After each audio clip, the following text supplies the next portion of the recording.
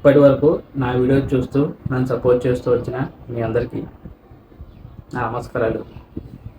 Hi friends, నేను మీ Mahesh and welcome back to my channel SJS శాస్త్రాలు. మనం ప్రీవియస్ వీడియోలో లాభస్థానంలో శనిగ్రహం ఉంటే ఏ విధంగా ఫలితాలు ఇస్తాడు అనే విషయాన్ని అయితే చూసాము. ఇప్పుడు మనం ప్రజెంట్ వీడియోలో వ్యయస్థానంలో శనిగ్రహం ఉంటే ఎలా పనిచేస్తాడు అనే విషయాన్ని అయితే మనం చూద్దాము. ఈ 12వ స్థానాన్ని మనం ముందుగా ఒక దుస్థానంగా చెప్తూ ఉంటాము. ఇటువంటి స్థానంలో సహజంగా ఏ గ్రహాలున్నా ఇబ్బందే. అందులోనూ ఈ శనిగ్రహం ఒక సహజంగా పాపత్వం పొందిన గ్రహం. ఈయన శనిపాద లగ్నాల వారికి శుభగ్రహం, ఇటు గురుపాద లగ్నాల వారికి పాపగ్రహం. కాబట్టి ఎక్కువగా ఈ కాంబినేషన్ అనేది గురుపాద లగ్నాల వారికి ఈ శనిగ్రహ దశలైన వచ్చినప్పుడు చాలా నెగిటివ్గా పనిచేస్తుంది. ఫర్ ఎగ్జాంపుల్గా మీ లగ్నానికి శనిగ్రహం శుభగ్రహం అయ్యి ఆ 12వ స్థానంలో బలంగా ఎటువంటి ఎఫ్లిక్షన్కి గురి కాకుండా కనుక ఉన్నట్లయితే ఎక్కువ శాతం ఈ కాంబినేషన్ అనేది పాజిటివ్గా పనిచేస్తుంది. శనిగ్రహ దశల్లో వీళ్ళు దూర ప్రయాణాలు చేయడం, తీర్థయాత్రలు చేయడం, లేకపోతే అనుకోకుండా విదేశీయానం చేయడం, దీని కారణంగా మంచి గ్రోత్ అనేది ఎస్టాబ్లిష్ అవడం, ఈ విధంగా రిజల్ట్స్ అయితే పాజిటివ్గా ఉంటాయి. ఇప్పుడు అలా కాకుండా మీ లగ్నానికి శనిగ్రహం ఒక పాపగ్రహం అయ్యి ఆ 12వ స్థానంలో బలహీనంగా ఉన్నా, లేకపోతే మీ పాపగ్రహాలతో ఆయన సంబంధం ఉండి ఏదైనా ఎఫెక్షన్ గురైతే అప్పుడు ఎక్కువ శాతం శనిగ్రహ దశలు వచ్చినప్పుడు ఈ పర్సన్స్ అనే వారికి రిజల్ట్స్ అనేవి నెగిటివ్ ఉంటాయి. దీని కారణంగా ముందుగా 12వ స్థానం అనేది వ్యయస్థానంగా నష్టాల గురించి, లాసెస్ గురించి ఇండికేట్ చేస్తుంది. కాబట్టి ఈ పర్సన్స్ అనే వాళ్ళకి ఆటోమేటిక్గా ఈ శనిగ్రహ దశలు అనేవి వచ్చినప్పుడు వ్యక్తిగతంగా కానీ ఆర్థికంగా కానీ బాగా నష్టాల్లోకి వెళ్ళిపోతారు. శారీరకంగా, మానసికంగా బాగా టెన్షన్స్ అండ్ ప్రెజర్స్ అనేవి క్రియేట్ అవుతాయి. ఇక తర్వాత మనం శనిగ్రహం యొక్క దృష్టి విషయానికి వచ్చినట్లయితే 12వ స్థానంలో శనిగ్రహం యొక్క తృతీయ దృష్టి అనేది అక్కడ 2వ స్థానం మీద ఉంటుంది. ఈ 2వ స్థానం మనం కుటుంబ స్థానంగా, ధనస్థానంగా చెప్తూ ఉంటాము. ఫర్ ఎగ్జాంపుల్గా మీ లగ్నానికి శనిగ్రహం పాజిటివ్గా ఉంటూ అప్పుడు ఈ విధంగా యాస్పెక్ట్ కనుక ఫామ్ అయినట్లయితే ఈ పర్సన్స్ అనే వాళ్ళకి ప్రధానంగా ఈ శనిగ్రహ దశలైన వచ్చినప్పుడు వాళ్ళ ఫ్యామిలీ పరంగా కానీ, ఫైనాన్షియల్ పరంగా కానీ మంచి గ్రోత్ని వాళ్ళు చూస్తారు.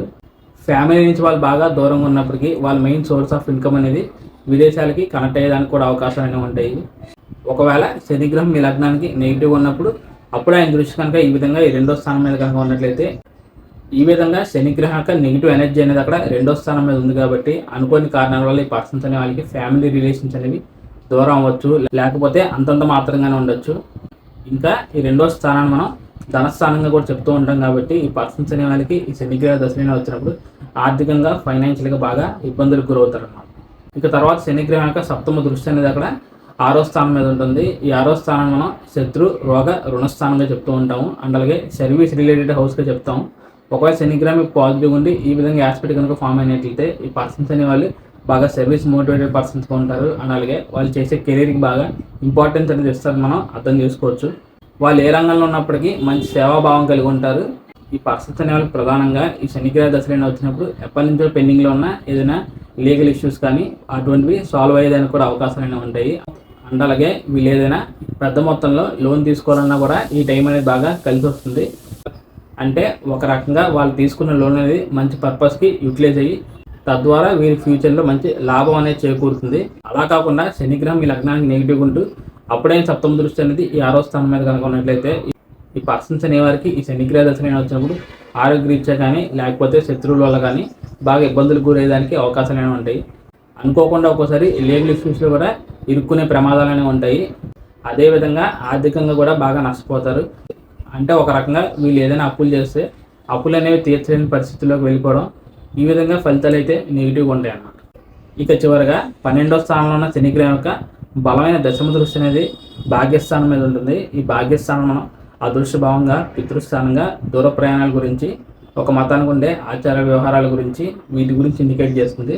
ఇప్పుడు మీ లగ్నానికి శనిగ్రహం పాజిటివ్గా ఉండి అప్పుడైనా బలమైన 10వ దృష్టి అనేది ఈ విధంగా 9th హౌస్ మీద కనుక ఉన్నట్లయితే ఈ పర్సన్స్ అనే వాళ్ళకి ఈ శనిగ్రహ దశలైన వచ్చినప్పుడు బాగా అదృష్టం కలిసి వస్తుంది. అండ్ అలాగే వీళ్ళు ఒక చోట నుంచి ఇంకో చోటికి మైగ్రేషన్ అవ్వడం అనేది జరుగుతుంది అన్నమాట.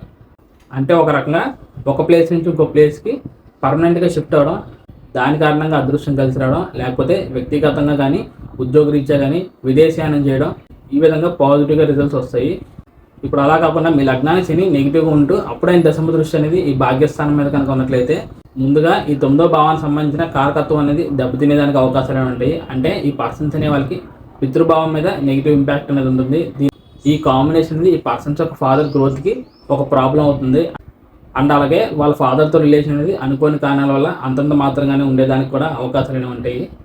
ఈ విధంగా శనిగ్రహం పాపగ్రహంగా 12వ స్థానంలో ఉంటూ అక్కడ 9వ భావాన్ని కూడా యాక్టివేట్ చేస్తున్నాడు. కాబట్టి ఈ పర్సన్స్ అనేవాళ్ళు సడన్గా వాళ్ళు ఉండే నేటివ్ ప్లేస్ నుంచి వేరే చోటికి వెళ్ళిపోవడం, వెళ్ళిన తర్వాత వీరికి అక్కడ వాతావరణం కావచ్చు, అక్కడ పరిస్థితులు కావచ్చు అనుకున్నంత వీరికి అనుకూలంగా ఉండకపోవచ్చు. దాని కారణంగా వీళ్ళు ఇబ్బందులకు గురవచ్చు. అలాగే వీరికి ఈ శనిగ్రహ దశలో వాళ్ళ ఫాదర్కి మేజర్గా హెల్త్ ఇష్యూస్ కూడా వచ్చేదానికి అవకాశాలు ఉంటాయి. కాబట్టి జాగ్రత్తలు తీసుకోవడం మంచిదన్నమాట. సో ఫైనల్గా 12వ స్థానంలో చంద్రుడు మీ లగ్నానికి అక్కడ ఎటువంటి స్వక్షేత్రంలో ఉచ్చరాశిలో లేకుండా కనుక ఉన్నట్లయితే ఈ ప్లేస్మెంట్ అనేది ప్రధానంగా గురుపాద లగ్నాలకి చాలా ప్రాబ్లమ్స్ అండ్ ఇష్యూస్ని క్రియేట్ చేస్తుంది. ఇక శనిపాద లగ్నాల వారికి 12వ స్థానం అనేది దుస్థానం అవుతుంది కదా, కానీ ఆయన శుభగ్రహం అవుతాడు కాబట్టి ఎక్కువగా పాజిటివ్గానే ఫలితాలు వస్తాయా అనే విషయాన్ని మనం తెలుసుకోవడానికి ప్రాక్టికల్గా ఒక ఎగ్జాంపుల్ తీసుకుని మనం డిస్కస్ చేద్దాం. నేను ఇక్కడ వృషభ లగ్నాన్ని తీసుకుని శనిగ్రహాన్ని 12వ స్థానంలో తీసుకున్నాను. ఈ లగ్నం వారికి భాగ్య దశమాధిపత్యం అనేది ఈ శనిగ్రహానికి వస్తుంది. అంటే కేంద్ర కోణాధిపత్యం అనేది ఈ శనిగ్రహానికి రావడం వల్ల ఒక రకంగా రాజయోగ కారకుడు అవుతాడు. అటువంటి గ్రహమైన శని ఇక్కడ 12వ స్థానంలో ఉన్నాడు. అందులోనూ ఈ 12వ స్థానంలో నీచ స్థితిని పొందడం మనం అర్థం చేసుకోవచ్చు. ఎప్పుడైతే మనకి భాగ్యాధిపతి అయిన గ్రహం ఈ విధంగా నీచ స్థితిని పొందుతుందో ఈ పర్సన్స్ అనే వారికి వాళ్ళ ఫాదర్ నుంచి రావాల్సిన టైంలో రావాల్సిన సపోర్ట్ అనేది రాకపోవచ్చు.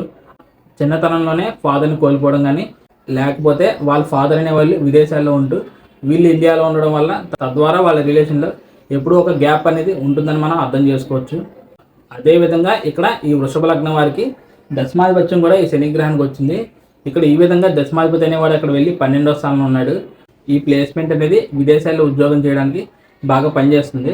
ఈ విధంగా బలహీనంగా ఉన్న శనిగ్రహానికి ఈ లగ్నానికి శుభగ్రహాలకు దృష్టి కానీ, లేకపోతే శుభగ్రహాలతో కలవడం కానీ, లేకపోతే ఏదైనా నీచభంగ రాజయోగాలు ఏమైనా ఫామ్ అవ్వడం కానీ ఇటువంటివి జరిగితే మంచి విషయంగా మనం చెప్పచ్చు. అంటే ఫర్ ఎగ్జాంపుల్గా ఇక్కడ కుజగ్రహం ఈ శనిగ్రహంతో కలిసిన,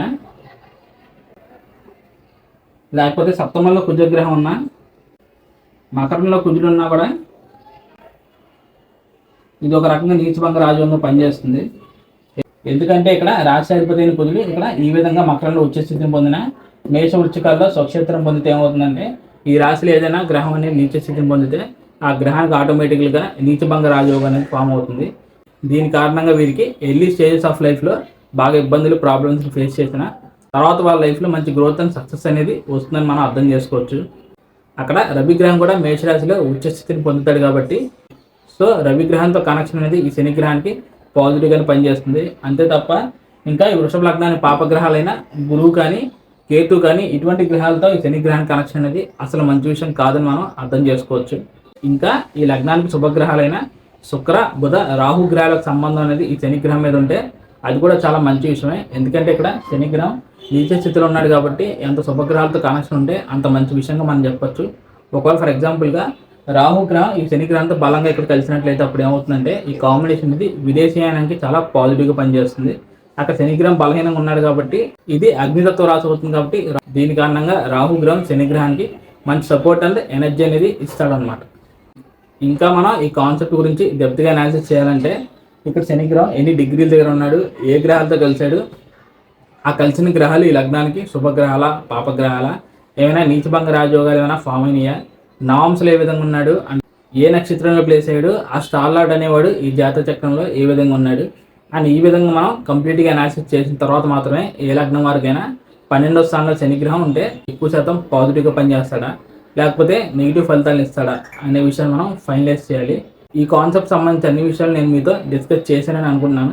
ఇంకా మీకు దీనికి రిలేటెడ్గా ఏదైనా డౌట్స్ ఉంటే మీరు తప్పకుండా కామెంట్ చేయండి, నేను దానికి రెస్పాండ్ అయ్యే ప్రయత్నం చేస్తాను. So thank you friends, thank you for watching my video and thank you so much for your time. నా సైడ్ నుంచి చిన్న రిక్వెస్ట్ ఏంటంటే మీలో ఎవరికైనా ఈ కంటెంట్ అనేది నచ్చితే మాత్రమే ఈ వీడియోని లైక్ చేసి నా ఛానల్ సబ్స్క్రైబ్ చేసుకోండి. ఇక చివరిగా ఎవరికైనా పర్సనల్గా కన్సల్టేషన్ తీసుకోవాలి అనే ఉద్దేశం కనుక ఉన్నట్లయితే స్క్రీన్ మీద కనిపిస్తున్న ఈ నెంబర్కి వాట్సాప్ ఆర్ కాల్ చేయండి. ఈ వీడియోతో మనకి ద్వాదశ రాశుల్లో శనిగ్రహం ఉంటే ఫలితాలు అనేవి ఏ విధంగా వస్తాయి అనే కాన్సెప్ట్ అయితే కంప్లీట్ అయింది. శనిగ్రహం ఇచ్చే ఫలితాలన్నీ ఎప్పుడు డిలే అవుతూనే ఉంటాయని చెప్తూ ఉంటాం కాబట్టి అదేవిధంగా నాకు లగ్నస్థానం నుంచి ద్వాదశ భావాల్లో శనిగ్రహం ఏ విధంగా పనిచేస్తాడు అని కంప్లీట్గా 12 వీడియోలు చేయడానికి చాలా సమయం పట్టింది. రిమైనింగ్ ప్లానెట్స్కి నేను అంత టైం అయితే తీసుకోలేదు. కరెక్ట్గా ఎప్పుడు వీడియో చేయాలనుకున్నానో కరెక్ట్గా ఆ టైంకి వీడియో అయితే అప్లోడ్ చేసేవాడిని.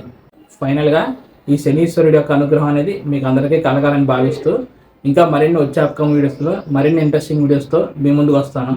అప్పటి వరకు bye friends, see very soon and Jai Hind.